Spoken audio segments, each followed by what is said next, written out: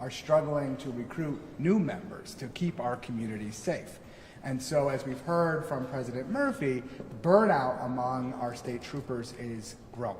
And so we can provide this as a benefit and say upfront, we value your physical and mental health. It's a recruitment tool to make sure that people who are taking that noble call to service are protected and that their families are as well. As lawmakers, we must prioritize any steps we can take to help our state police staffing needs and to ensure that our troopers are well equipped to carry out their daily mission of protecting New Yorkers. I'm always proud to work with my assembly colleagues, Senator Berger, Senator Burke, and of course all of my colleagues in the Senate majority to work closely with our troopers PBA to make sure we get this done this session. So let me be very clear. While this is a priority for our men and women in law enforcement, it is a priority for me as a lawmaker to make sure we pass this legislation this legislative session. We cannot afford to go back to our communities and leave our law enforcement in the lurch. They're putting their lives on the line every day for us. It's about time we step up and do what we have to do in the halls of Albany for them. So with that, I'll turn it back over to President Murphy. Thank you, Senator Cooney. I'd like Assemblyman Berger for a few remarks. Thank you, Charlie, for leading the way on this. I think often in politics, when we're talking about law enforcement, we sort of relegate them to a concept. And we forget that law enforcement officers are people, right? They have to get groceries, they have to pay bills, they have lives, they have families. Except in their job, every single interaction that they have, they're dealing with people who are distressed, who are panicked, who are angry. They're dealing with people who are going through the worst days of their lives. And that's something they deal with as part of their jobs on a regular basis. They are spat at, they are harassed, they are assaulted, and they are shot at. And yet they do this job every single day. And for what? For a paycheck? For one of the really cool hats? There are a lot of jobs in New York State that you can do where part of your training doesn't include how to avoid bullets. I believe most people become officers because at some point in their life, they have the thought that I want to do something that's going to help people, and I want to be there to save lives. This bill is the least we could do for those who would give up everything for New Yorkers. I'm proud to co-sponsor this bill with Assemblymember Burke and with the support of Senator Cooney. We must get this done this year. Thank you. Thank you, Senator. Oh, thank you, Senator Scoofus. I didn't see you. I wonder who snuck in behind me. At this time, all members of the state police consider them as troopers first and foremost. I'll invite up now Tech Sergeant Rick Albert, who was involved in a critical incident himself. We're pleased to announce Mr. Tech Sergeant, no longer a trooper, but I'll let him come up for a few remarks.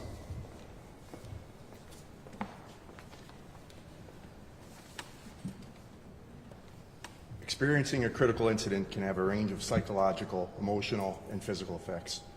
The impact can vary based on the individual, the nature of the incident, and the level of support available. Taking time off from work after experiencing a critical incident is crucial for both physical and mental well-being. On June 16, 2023, I was involved in a critical incident when I was fired upon while making a traffic stop. I was immediately shot in my left shoulder, but the incident did not stop there. The shooting continued for another 8 minutes, and my first backup arrived in approximately 11 minutes. Shock, disbelief, anxiety, fear, depression, disbelief, guilt, PTSD, numbness, hypervigilance. These are just a few of the unseen emotional and psychological effects stemming from a critical incident. A critical incident not only impacts the first responder, but it also impacts their family, their friends, and the community. What may be a critical incident to one may not be to another. Not all people are wired the same or built the same. People react differently, perform differently, and recover differently. That is why it is important for paid time off after critical incidents. First responders should be able to come back to work when they are ready, not when they're told to come back. They need time to process and to heal. They need, and they and only they know when they are ready to come back to work, when they've had enough time and enough space to recover in order to return as a healthier and more effective individual. Thank you. Thank you, Tech Sergeant Albert, for your frankness and honesty and willingness to be here today for us and let people know what it really is to go through a critical incident. At this time, I'd like to let Glenn Lieberman, Mental Health Association of New York State, say a few words.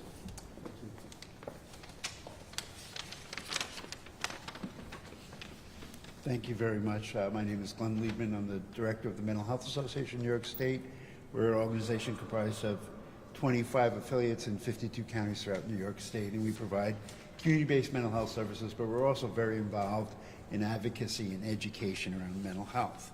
I first want to really thank Senator Cooney, Assemblymember Berger, and Burke for introducing this important bill. These folks are our first responders. They routinely face highly stressful and traumatic situations as they fulfill their duties to protect and serve our communities. The nature of their work exposes them to trauma events, as we just heard, loss and constant pressure that can have profound effects on their mental well-being. It is imperative that we acknowledge the unique challenges faced by the troopers and our other first responders across New York State. This legislation, as laid out, makes complete sense. If an individual in the workforce, in state troopers, no matter how they are trained, has been engaged in a terrible tragedy, they will be impacted. The episodic trauma of a tragic event is not linear. It may take days or even weeks to comprehend and understand the trauma impact. It can manifest itself in many different ways: lack of sleep, depression, isolation, even suicidal thoughts.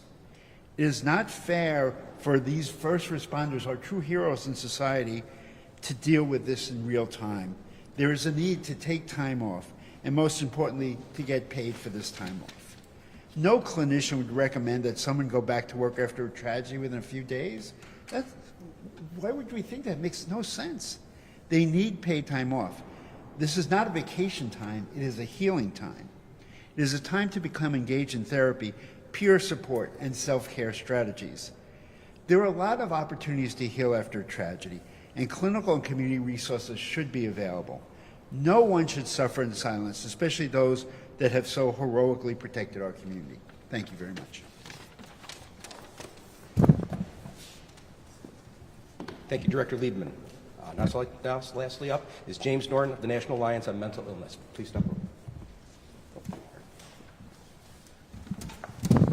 Thank you all for being here today. Thank you to everyone who has come to support this legislation. My name is James Norton. I'm the Government Community Affairs Manager for NAMI New York State. Additionally, I'm a former first responder and adjunct professor of criminal justice. I can tell you firsthand accounts and I can tell you academic accounts of the incidences of PTSD, the incidences of mental illness across anyone who works as a first responder.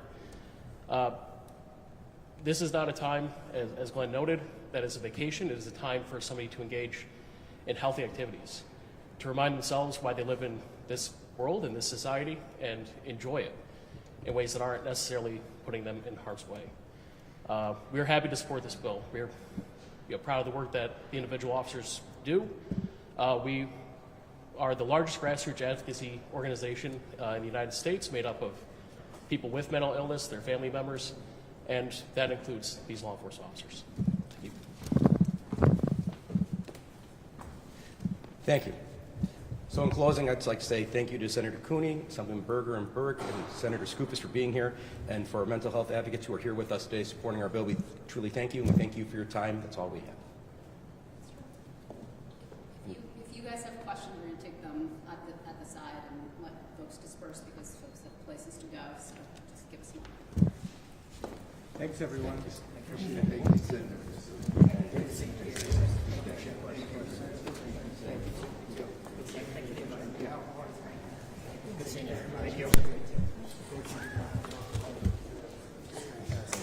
Good to see you. No, thank you. Hi, Senator. Can I grab you for a second? Thank you. That sounds good. I'm gonna let you. Senator Scoop.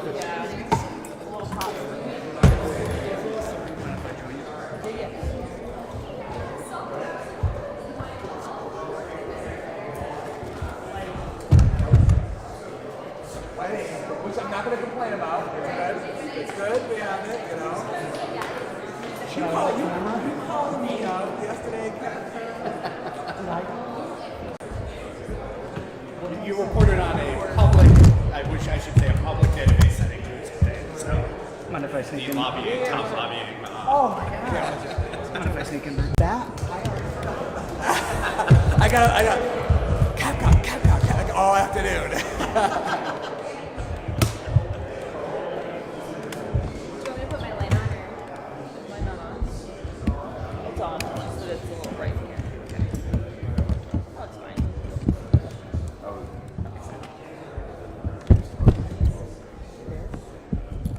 Maybe you put yours on too. Yeah. Mine's on, but. That's better.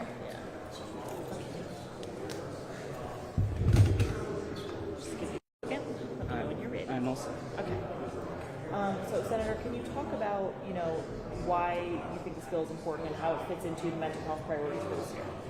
Absolutely. So right now, New York State, and in fact very few states in our country, have a critical leave policy in place. What does that mean? That means when a law enforcement officer